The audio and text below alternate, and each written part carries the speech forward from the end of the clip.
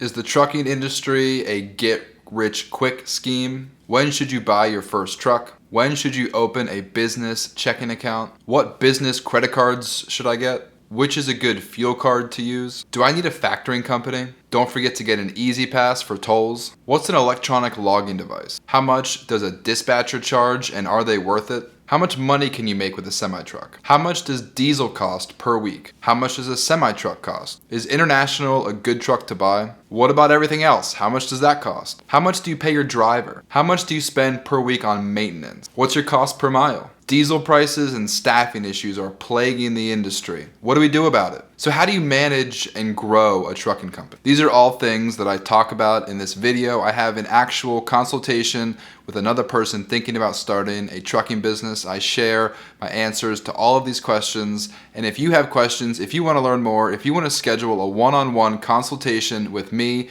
the link is in the description. Go ahead and schedule a call. It's only $72 for 1 hour. I promise you it'll be worth your time.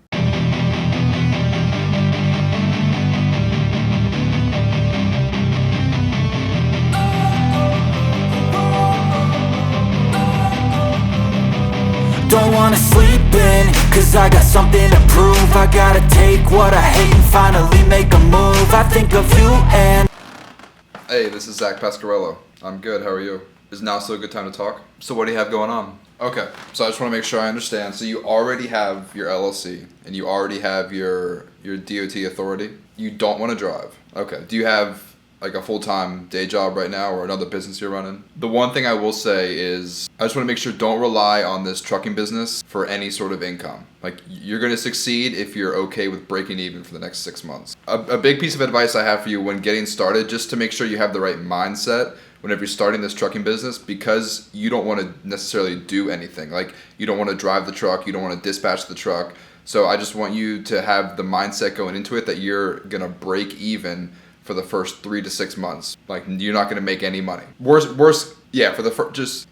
kind of worst case scenario. I just want to make sure you have that mindset, because this is not a get rich quick scheme. You're going to be able to build a business, but you're not going to be making thousands of dollars in the first 3 to 6 months. I just want to throw that out there just in the very beginning, just so you kind of have that mindset. With that being said, there is potential to make anywhere from $1,000 to $2,000 a week if everything goes perfectly. But you starting a new business, you're learning things, you're going to make mistakes just like I did, just like everybody does. So I just want you to have the mindset that you're going to learn for the next 3 to 6 months and not necessarily make. And that's primarily because you're not the one driving. Other people that I talk to that are starting a trucking business, if they're the ones driving, you're going to make a lot of money. But I don't drive, you don't want to drive, we want to build a business, we don't want to be a truck driver. Nothing wrong with being a truck driver, but we just have a different mindset. So first and foremost, I just want to reiterate the fact that you're building a business right now, so you're not necessarily going to make a lot of money in the first 3 to 6 months. Now, with that being said, you already have your LLC, you already have your authority, you want to find a driver, you're looking at getting a truck in the next 2 to 3 weeks. How quickly do you want your driver to start driving? Okay, so so you're looking just as quickly as possible. So you don't need a driver necessarily to have a truck and insurance. I got my truck before I got my driver. And chances are, like if you go through a staffing agency, so drivers who go through a staffing agency, they are looking to find a job as soon as possible. That's why they're going to a staffing agency. Typically they're desperate, they're looking for a job next week. So if you go to a staffing agency today and say, hey, I'm thinking about getting a truck in 2 to 3 weeks, can you help me find a driver? They're going to say, yeah, sure, we'll get you a driver, but you got to get a truck first. Because as soon as we get you a driver, you better be ready to put them in that truck in the next 2 to 3 days. That's what I did. I got the truck first, and I understand that's a huge leap of faith. You are going to be incredibly stressed for the 2 weeks after you get that truck while you're waiting for a driver. But I've had a lot of success with my staffing agency. They found me 2 drivers already. They found one of my other friends a driver. That's all they do. That is their business. They find CDL drivers. So unfortunately, because we are relying on other people to help us run our business, we kind of have to take a leap of faith and we have to trust that these people are going to do their job. But from my personal experience, it's worked for me. So what I did is I got my truck first, and I think that would probably be your best bet if you're going to go through a staffing agency. But there's a couple administrative tasks that I want to make sure you knock out before you even think about getting a truck. And that's getting a business checking account. Do you already have that? Yeah, so UCR and BOC3 happen instantly. As soon as you go to the website, it'll just happen instantly. So I'm not worried about UCR and BOC3. I am worried about the business checking account your credit cards, your fuel cards, and your Easy Pass. So those 4 things can kind of take a couple weeks, and I recommend getting those squared away first before you buy a truck. The fuel card will take several days. The business checking account you can probably open up relatively quickly, but I always recommend try to bank with someone local. Try to avoid the big national banks and try to find like a local bank or a local credit union. Build a relationship with them, because that's where you're going to get your loans for your trucks moving forward. You're going to get the best interest rate and the best terms with the local bank, because that's how they make money. They make money off of you, and they want to build relationships with those small business owners. So open up a business checking account. I recommend getting a couple credit cards. I used American Express, Capital One, and Chase. They all 3 have great business credit cards. You can get 0% interest for the first 12 months, which is essentially a 0% interest loan for 12 months. I got like an $8,000 credit limit on the Amex and a $2,000 credit limit on the Capital One. And in addition to the 0% interest, you also get typically 2% cash back. It might not sound like a lot, but in the trucking business, we spend a lot of money. So if you're spending $10,000 every single month, that's $200 cash back in rewards that you're just getting for free. So I know $200 isn't a lot, but I mean, it's better than nothing. And then the fuel card. So I see a lot of people having success coupling the fuel card with the factoring company. And it doesn't really matter what factoring company you go with. I always recommend RTS, but typically every factoring company also partners with a fuel card. And if you use the same fuel card, they'll give you 5.5% off of the factoring fee. Have you thought about looking into a factoring company? You said you have thought about it? Yeah, so whenever I got started, I was naive and I thought I could run this business without a factoring company until I realized that, yeah, you're laughing at me, right? Because tractors are making $10,000 a week and brokers don't pay for 30 days. So you think about it, the first 4 weeks, you're out $40,000 of unreceived income. And I mean, unless you have $40,000, $50,000 cash to front your business after you've bought everything, I'd recommend going with the factoring company. And then lastly, I don't know what region of the country you're in, but for the East Coast, especially the Northeast, Easy Pass is a great toll transponder. You know what I'm talking about? The thing that goes on your windshield to go through toll roads. So I don't know what every region of the country has like a different one, but I recommend getting one of those for your truck, because you don't want to get the tolls mailed to you, or you don't want to have your driver paying the toll as he drives through. And that's really important, because that'll take 2 to 3 weeks to come in the mail, that transponder. So I recommend doing that, like, honestly today if you can. Sign up for an Easy Pass account, or whatever's in your area. And then the other thing that's going to take a while to come in the mail is your ELD. Do you already have an electronic login device? Yeah. So unfortunately though, you kind of have to wait until you have your truck to get the electronic login device, because it all depends on what kind of truck you have. But if you have a rough idea, like if you know you're going to get a Freightliner, or if you think you're going to get an International or a Volvo or a Kenworth, whatever brand of truck you're going to get, I would, if I were you, I would just kind of order it now. Just tell them the kind of truck you have, and I think they're all relatively similar. I don't know. You can reach out to the ELD company specifically, but that took 3 weeks to come in the mail for me. So if you wait until the time you get your truck to the time you order your ELD, you're going to be sitting there waiting 2 or 3 weeks for it to come in the mail. So along with your Easy Pass, also order that electronic login device sooner rather than later, because that takes a while to come in the mail. A dispatching company will not help you find your drivers. That's the staffing agencies. It's 2 different companies. So a staffing agency helps you find the driver, and the dispatcher helps you find the loads. And I have great points of contact with both companies. I will send you an email after this. I'll send you an email with all 4. I'll send you the dispatcher, the staffing agency, my insurance company, and my factoring company, just in case you want to get a quote from any 4 of them. But a dispatcher is typically going to charge between like 6 and 8% to get you loads. And if you have a full-time job like I do, if you're not trying to dispatch your truck every single day, I highly recommend working with a dispatcher. But just keep in mind, if you're making $10,000 a week, you're gonna pay your dispatcher $600 to $800 a week per truck, which is pretty expensive. And I know a lot of people, once they get 2 or 3 trucks, it makes more sense to have an in-house dispatcher. So it's kind of a difficult situation. I mean, you have a couple options. You can hire a dispatcher today, or you can try and learn how to dispatch yourself. It's not terribly difficult, but it just takes a lot of time, and you have to be available to talk to brokers, talk to your driver, look at the load board. So it really all depends on how much time you have today and how much time you want to invest in being a dispatcher.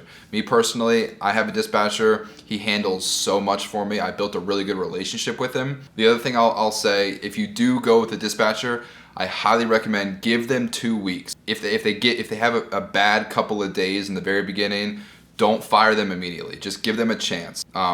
If you just continue cycling through dispatchers because they find you one bad load, you're going to be cycling through dispatchers every single week. So yeah, reach out to the dispatcher I recommend to you. Try to work with him maybe for a couple weeks, and then after 2 weeks, if it's terrible, move on. And also look at the big picture when they're finding new loads. So I have an issue with, I scrutinize every single load. I'm like, hey, what are you doing? This load's only paying $2.90 a mile. How could you book this load? But then tomorrow he books me a load at $4 a mile. And also the spot market fluctuates wildly. So you have to look at it almost at like a weekly or even a monthly basis. So that's just kind of like a side note. Just don't freak out if you get one bad load, or even if you have one bad week, because the spot market fluctuates so wildly. Sometimes it'll be $350, sometimes it'll be $250. You just kind of have to go with the flow, the ups and downs of the spot market in the trucking industry. And unfortunately now we're kind of in a downturn. Like the rates are definitely decreasing. I'm sure you've heard, like there's kind of, I don't know what's going on necessarily. Maybe there's too many drivers, maybe there's not enough freight. I don't know what it is, but the rates are not as good this year as they were last year. But they'll come up, just like the stock market. They'll go up and down. You just got to weather the storm. Yeah, I mean, I can tell you exactly where my numbers are and where my predictions are. Do you want me to give you specific numbers, or do you just want me to talk generally? Okay, so a lot of this depends on how many miles you're going to drive per week. That's the big variable. And you don't really know. 2,600 miles. Yes, driving between 500 and 600 miles every single day. So if your driver's driving 2,600 miles every day and you're making $3 a mile, which is entirely possible. I averaged $3.20 per mile for the first 3 months of this year. So if you're averaging $3 a mile driving 2,600 miles, that's $7,800 of revenue every single week. And that's generous. That's on the low end, I think. That's not very aggressive. So that's, a little bit less than $8,000 a week in revenue.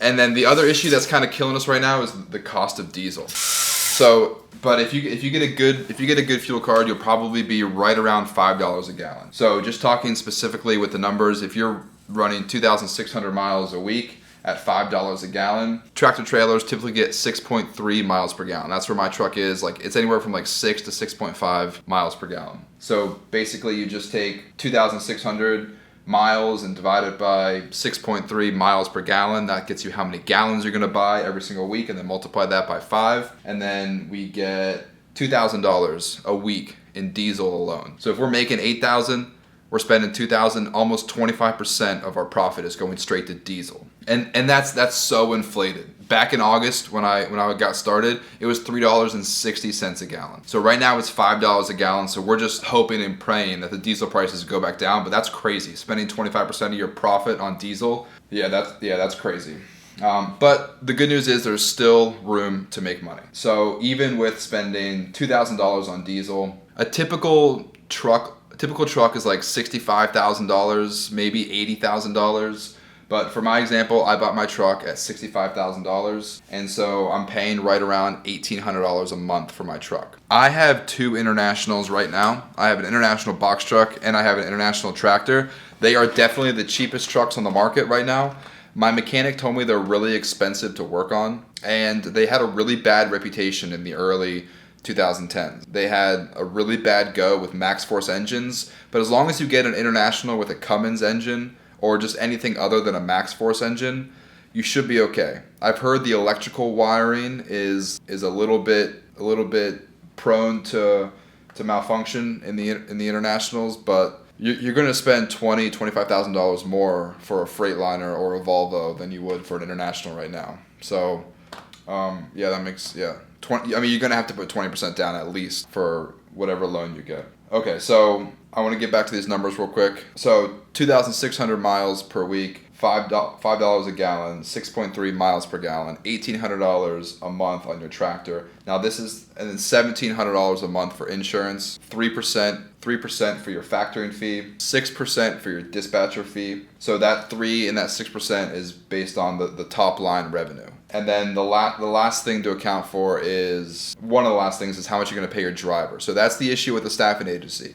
I pay my driver 58 cents per mile, which is right around industry standard, like 58 to 62 cents per mile is pretty good with someone, for a driver with 2+ years of experience. But the issue is they upcharge 58%. So I'm paying my driver 58 cents per mile, but I'm paying my staffing agency 58% on top of that. So I'm paying them $1 a mile. But they also take care of payroll and workers' comp and health insurance, which payroll tax is 7%, workers' comp insurance is 5%. I don't know how much health insurance is, but still, you're paying a premium for that staffing agency. Yeah, but I always say this, I'd rather have an expensive driver than no driver at all. Okay, two more variable costs. We have maintenance and we have tolls. I have no idea how much you're going to spend on tolls. It largely depends on what area you're driving in. Obviously, New York City has a lot more tolls than Wyoming. But I always figure, let's just say 5 cents per mile for tolls. So if you're driving 2,600 miles, you're going to spend $130 on tolls. And then the last variable expense is maintenance. I've seen calculations and estimates as low as 10 cents per mile. And I've also seen estimates as high as 20 cents per mile. So I always veer on the side of caution. So I always budget 20 cents per mile in maintenance. And the reason why it's based on maintenance, obviously the more you drive your truck, the more wear and tear, the more you're going to spend on maintenance. So with all of those numbers, with all of those estimates, I'll run down the numbers real quick. $2,000 a week on diesel, $420 a week on your truck. And that's just $1,800 divided by 4.3. You're paying your driver $2,600 a week. You're paying the staffing agency $2,600. You're spending $520 on maintenance. Your insurance is costing you $400 a week. Your tolls are $130. Your dispatcher is $470. Your factoring company is $230, and that brings your total cost per mile to $2.63 per mile. So if you're making $3 a mile and you're spending $2.63 per mile, you are still profiting $1,000 every single week. And but keep in mind, that's assuming everything goes perfectly. Obviously, you have good weeks, you have bad weeks, but the potential to make $1,000 a week is very real. And the good news is, after 6 months, you can buy out your employee. So if your driver stays with you for 6 months, you can take him from the staffing agency, you can have him work for you directly, and you can start paying him 70 cents a mile, and you're going to save 25 cents per mile by leaving the staffing agency. So there are two reasons. So everything makes sense, except there are two things that are making our profit significantly lower than what it should be: the cost of diesel and the cost of our driver. So $1,000 right now.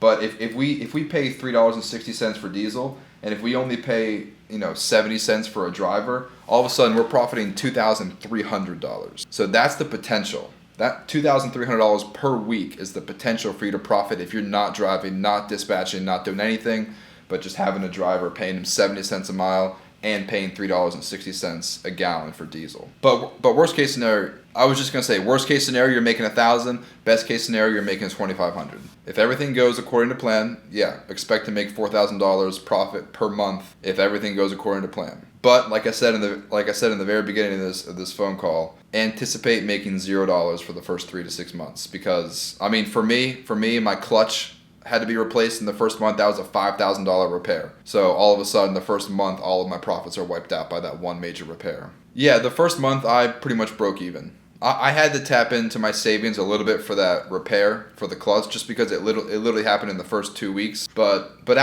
even after that, in the first 3 months, I was still, I was profitable like $2,000 to $4,000 in the first 3 months, even with that $5,000 repair. But keep in mind, so repairs are twofold. So not only do you have to spend a lot of money to fix the truck, but you're also losing revenue because your truck's not running. Yeah, I mean, I don't really do anything with my trucking business other than just kind of like make sure my dispatcher and driver are doing the right thing. But like I do my own bookkeeping, and I factor my own invoices, but that only takes like 30 minutes a day at most to keep track of that stuff. So yeah, you can easily scale this business, get more trucks, and hopefully make $2,000 to $3,000 a week. Like, that's a pretty good business, assuming everything goes right. I want to say two more things. One, it's going to take longer than you think to get a truck. It took me 30 days from the day I said, hey, I'm going to buy this truck right here. It took me 30 days to actually have the truck, because the truck might not be in your hometown, and they might have to deliver it to the dealership, and then once it gets to the dealership, they might have to inspect it. They might have to make a couple repairs. With the part shortage, it's going to take a couple weeks for the parts to get in.